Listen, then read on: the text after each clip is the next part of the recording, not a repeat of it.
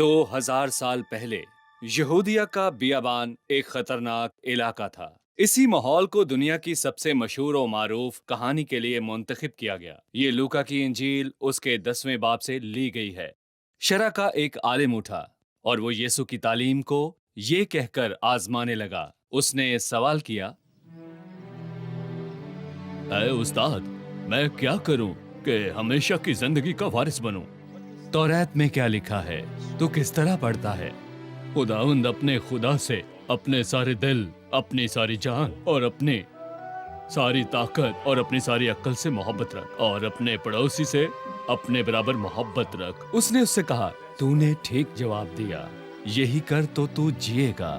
फिर मेरा पड़ोसी कौन है? वो शख्स बहस करना चाहता था, लिहाजा यीशु ने एक कहानी सुनाने का फैसला किया। एक आदमी यरूशलेम से यरीहो की तरफ जा रहा था। उस सफर का एक ही रास्ता था जो बियाबान में से होकर गुजरता था। यरीहो का शहर दुनिया का सबसे निचला इलाका है जो यरदन की वादी के दामन में है, और ये बहरे मुर्दार के करीब है। और ये रास्ता यरूशलेम से होता हुआ सहरा में से गुजरता था, और यहाँ डाकुओं की बड़ी दहशत थी। ये शख्स बेशक उस खतरे से वाकिफ था, लेकिन बहुत से लोग यहाँ से बाहिफाजत गुजर भी जाते थे, और वो भी यही तवक्को कर रहा था कि वो रात से पहले यहाँ से गुजर जाएगा। उस खतरे से बचने का एक ही तरीका था कि जितनी जल्दी हो यहाँ से गुजर जाएं। रास्ते में खड़ा होना मुसीबत को दावत देने के बराबर था, लिहाजा चलते रहो और आगे बढ़ते रहो और अच्छे की उम्मीद रखो।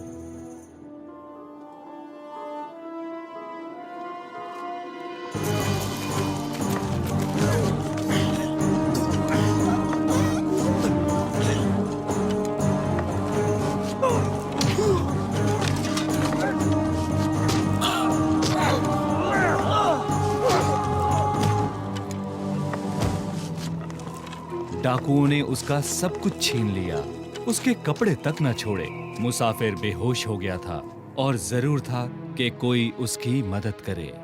यरूशलेम में हैकल का एक काहिन उस राह से गुजरा, और यकीनन अगर कोई उसकी मदद कर सकता था तो सिर्फ वो था। लेकिन वो शख्स जो राह के किनारे अधमुआ पड़ा था, डाकुओं की चाल भी हो सकती थी। और क्या वो मर चुका था या जिंदा था? और अगर वो शख्स मर चुका था तो फिर काहिन अपने मजहब के मुताबिक उसे छूकर खुद को नापाक नहीं करना चाहता था। दूसरा शख्स जो उस राह से गुजरा एक लावी था। लावी भी हैकल में खुदा की खिदमत का काम सरअंजाम देते थे।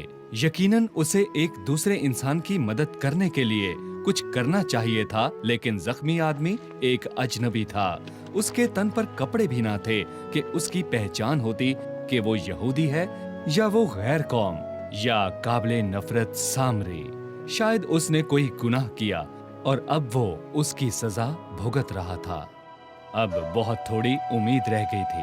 अगर वो अंधेरा होने से पहले मर जाता तो गिद्ध उसे नोचने के लिए आ जाते, और अंधेरा होने के बाद जंगली जानवर।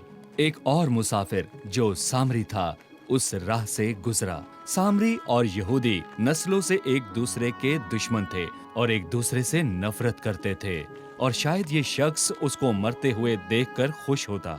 लेकिन हैरानकुन बात कि वो सामरी उस शख्स की मदद करने को रुका। उसकी जान बचाने के लिए पानी के चंद घूंट की जरूरत थी, लेकिन सामरी के पास तेल और मै थी, और जख्म साफ करने के लिए कतानी कपड़ा भी था। मैं से उसके जख्मों को धोया और तेल लगाकर उन्हें बांधा। सामरी शख्स ने उस राह पर रुकने के खतरात को भी नजरअंदाज किया। बकौल उनके, सामरी की रोटी खाना ऐसे था जैसे सूर का गोश्त खाना, लेकिन अब एक सामरी ही उस शख्स की जान बचा रहा है। वो सामरी उसे एक सराय में ले गया। बिलाखिर उसके लिए हिफाजत, इलाज, खुराक, पनाह और उसकी देखभाल का इंतजाम हो गया। लेकिन वो मुसाफिर बुरी तरह जख्मी था। डाकुओं ने तो उसे अपनी तरफ से मार ही दिया था। अभी उसके पास ठीक होने और अपनी मंजिल पर पहुंचने में काफी वक्त दरकार था। इस असना में किसी ऐसे शख्स की जरूरत थी जो उसके खाने और रहने सहने का बंदोबस्त करता। सुबह उस सामरी को जाना था। उसने सराय के मालिक को कहा, इसकी खबरगिरी करना और जो कुछ इससे ज्यादा खर्च होगा मैं फिर आकर तुझे अदा कर दूंगा।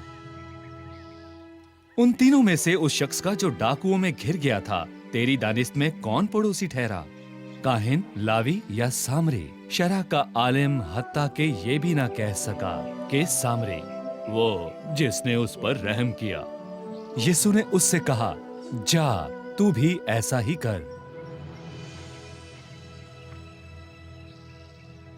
ये बात बाइसे तौहीन समझी जाती थी कि मूसा की शरीयत का आलिम एक सामरी की मिसाल की पैरवी करे।